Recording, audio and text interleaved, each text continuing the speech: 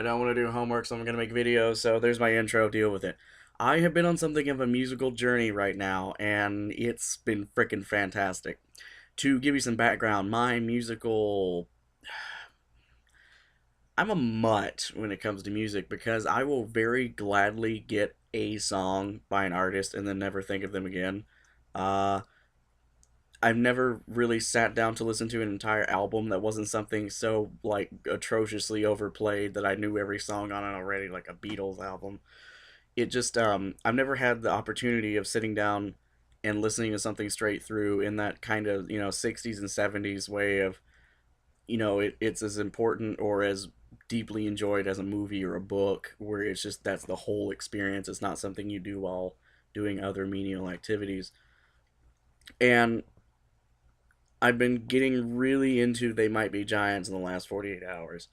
This started several years ago when I was watching the series How Not to Play Hitman on YouTube, which you should go check out.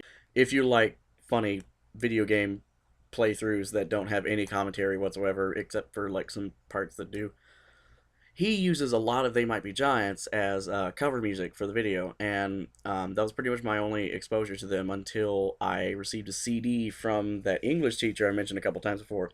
He made a CD to commemorate the end of a writing club that he helped host. Uh, Anna Eng and Spiraling Shape were both on the CD, and those are my first that was the first time I ever sat down and listened to, some They Might Be Giants just on its own, no other stimuli, and I really liked it.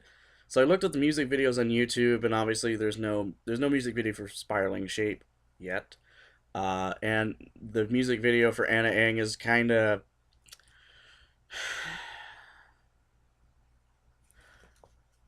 pretzel alternative in its editing style and everything. That kind of, it didn't turn me off, but it was just kind of weird, and I've never really gotten into bands like that yet.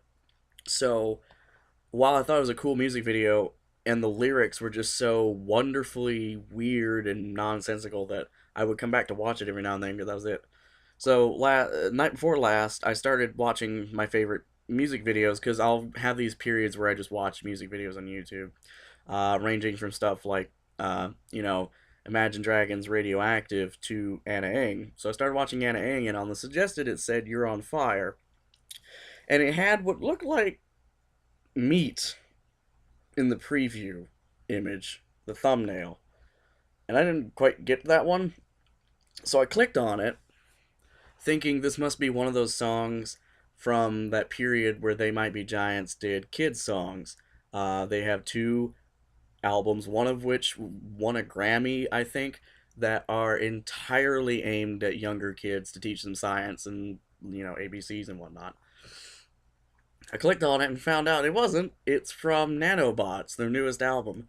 It was the music video for You're on Fire, and it is now fast becoming one of my favorite music videos in a while. It's just so it is stunningly creative with the imagery used inside of it.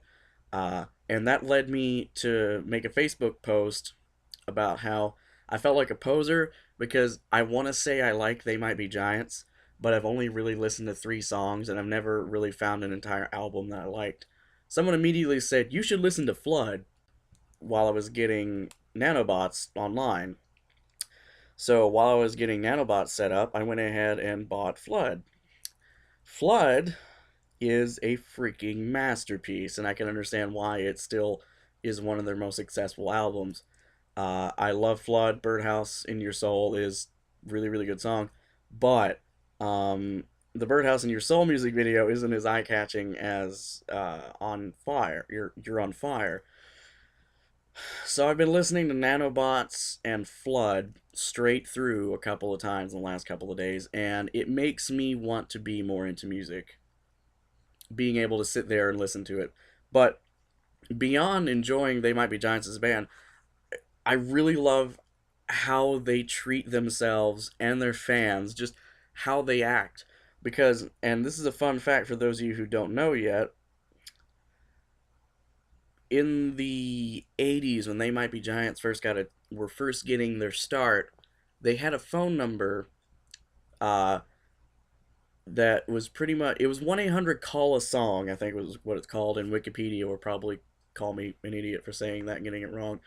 You could call this number, and it was like a local Brooklyn number, and you would get a song. They just had an answering machine tape that had like every song they had so far on it, and when you called, you could sit there and listen to it, and then hang up when you're done. Uh, that was extremely popular, and they kept it running until the early 2000s, late 90s, I think, when the phone number was finally shut down and turned into a website, and that website went for a while until that was shut down. So this is where the interactive part of the video comes for you guys, because I have a little suggestion for you. Call a song is gone. It's dead. But I love that idea. The idea of being able to just say, I would love to listen to this band's music right now. Just anything. I just need a song right now while I make coffee or while I'm driving to work. There's an app called They Might Be Giants. It's a free app, and it actually is provided by They Might Be Giants. This is the 21st century version of Call a Song. The app pretty much just downloads 5 random songs that they decide every day. They decide the 5 songs you get for today. The app downloads them, and you get this wonderful, like, this really cool looking felt, I guess, art style thing going on here. All you gotta do is tap the little button, which is actually a physical button, which I think that's hilarious. And that's a horrible example because tick is like 10 seconds long. So you have 5 They Might Be Giant songs at your fingertips whenever you feel like it. That's kind of badass. Especially when that just really fulfills a niche in my life I didn't know I needed filled. I have an iPod, it's right here, and it's got 3 They Might Be Giants albums on it. By the way, Marty Beller's Mask is a fantastic song. Nothing to do with what I'm saying, but listen to it, it's fantastic. This thing has 8 gigs of data on it, but something about the idea that I can be standing there cooking eggs and go, it's quiet. I don't want to get my earbuds out. So yeah, if you would like a cool free app that gives you a tiny dose of music whenever you're just bored and you don't want to use SoundCloud or iTunes or anything really, get that. If you want to listen to a long bit of audio that is free, get get every freaking episode of Welcome to Night Vale and listen to them, because your life will be changed. On that note, I'm considering going as Cecil for Halloween.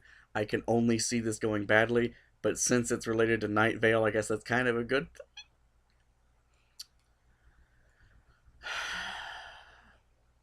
I'm done. I don't have anything else to say, so I guess good night, Night Vale.